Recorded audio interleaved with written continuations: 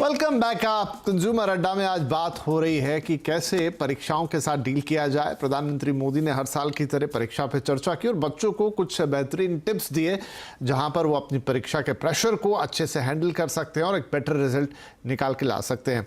तो राजेश जी, प्रधानमंत्री एक जगह कहते हैं कि किसी ने सवाल पूछा किसी बच्चे ने और वो उन्होंने बहुत अच्छे से डिफ्रेंशिएट किया कि एक होता है हार्ड वर्क और एक होता है स्मार्ट वर्क।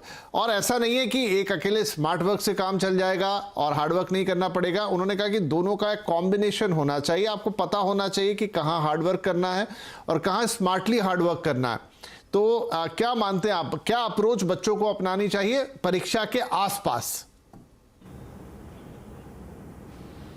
देखिए, निश्चित तौर पर बहुत हार्ड वर्क हमारे मजदूर भी करते हैं, सुबह से शाम तक मेहनत करते हैं। रिक्शा चलाने वाला सुबह से शाम तक रिक्शा चलाता है, लेकिन वो रिजल्ट नहीं निकाल पाता। इसको देसी भाषा में हम समझा रहे हैं कि वो मतलब नहीं निकाल पाता। और एक आदमी कंप्यूटर पर बैठता है, स्मार्टली अपना काम करता है, उससे ज्यादा सामान बेच लेता है और घर बैठे सब काम कर लेता है। तो हम लोग को ये समझना चाहिए कि साथ साथ में बच्चों को क्या पढ़ना है ये मालूम होना चाहिए, उनको अपने सब्जेक्ट में क्या क्या पढ़ना है, किस तरह से लिखना है ये आना चाहिए, और साथ में उनको पूरा पढ़ करके जाना चाहिए, तैयारी से जाना चाहिए, जिससे वो उसको ब्रीफ कर पाए। तो निश्चित ये दोनों का कॉम्बिनेशन ही सफलता की कुंजी है और दोनों मिला के ही काम चलेगा आगे।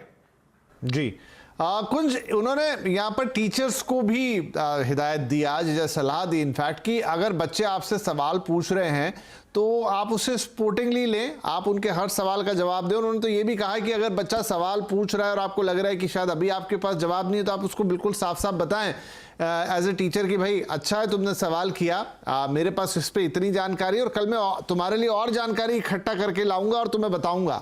तो वो टीचर्स को भी यहाँ पर बच्चों के साथ कैसे कोऑर्डिनेट करना है, कैसे उनको एक मोटिवेशन देना है, उस पर बोल रहे हैं। जितना मुश्किल समय ये बच्चों के लिए होता है उतना ही मुश्किल समय ये स्कूल और स्कूल के टीचर्स के लिए होता है।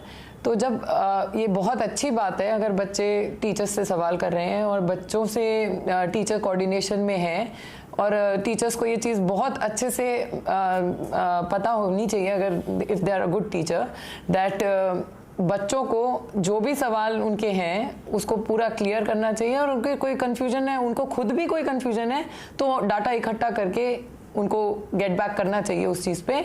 इसमें रिज़ल्ट भी अच्छा आएगा और बच्चों को समझ में भी बहुत अच्छे से आएगा।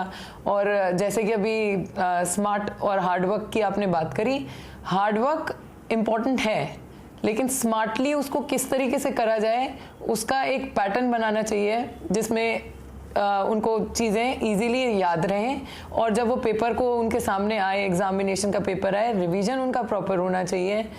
हर सवाल अच्छे से पढ़ें और तब उसके जवाब उसे लिखें। कुछ भी जल्दबाजी में नहीं लिखना चाहिए एग्जाम्स में।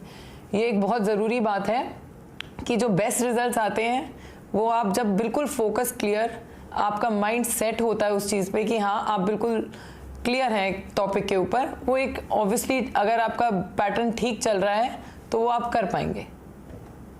बिल्कुल। तो चलिए, प्रधानमंत्री ने काफ़ी एफर्ट लिए और यहाँ आपसे बातचीत की, यानी कि बच्चों से बातचीत की। ये सबने टीवी पे देखा, सुना, वेबसाइट्स पे पब्लिश है, ऑनलाइन अवेलेबल है। अगर नहीं है तो आप एक बार फिर से वो सारी बातें सुनिए, उससे एक मोटिवेशन भी मिलेगा आपको और सच में एक डायरेक्शन भी मिलेगा।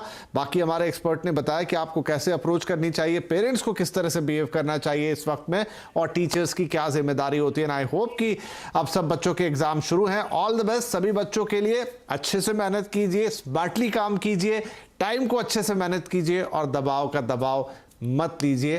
परीक्षा का रिजल्ट अपने आप अच्छा आएगा। बहुत शुक्रिया आप दोनों ही मेहमानों का कार्यक्रम में शामिल होने के लिए। नमस्कार।